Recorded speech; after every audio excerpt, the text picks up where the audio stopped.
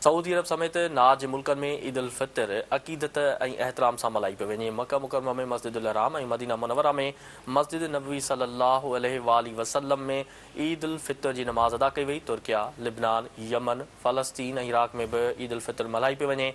Kuwait में security ख़र्चनि खे नज़र में रखंदे ईद नमाज़ूं मुअतल कयूं वयूं आहिनि। बरतानिया, फ्रांस, स्पेन, जर्मनी समेत ॿियनि यूरोपी मुल्कनि में बि ईद मल्हाई पई वञे। अमरीका, कैनेडा, ऑस्ट्रेलिया, मराकश, मिस्र, ॾखण अफ्रीका में भी ईद उल फितर मल्हाई पई वञे। अवां खे आगाह करे रहिया आहियूं अहम ख़बर जे हवाले सां त सऊदी अरब समेत नाज मुल्कनि में ईद उल फितर अक़ीदत एहतराम सां मल्हाई पई वञे। मक्का मुकरमा में मस्जिदुल हराम ऐं मदीना मुनव्वरा में मस्जिद नबवी सल्लल्लाहु अलैहि वसल्लम में ईद उल फितर जी नमाज़ अदा कई वई। तुर्किया, लिबनान, यमन, फ़लस्तीन ऐं इराक़ में भी ईद उल फितर मल्हाई पई वञे। कुवैत में भी सिक्योरिटी ख़र्चनि खे नज़र में रखंदे ईद नमाज़ूं मुअतल कयूं वयूं आहिनि।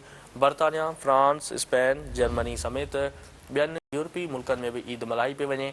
अमरीका, कैनेडा, ऑस्ट्रेलिया, मराकश, मिस्र, ॾखण अफ्रीका में भी ईद उल फितर मल्हाई पई वञे।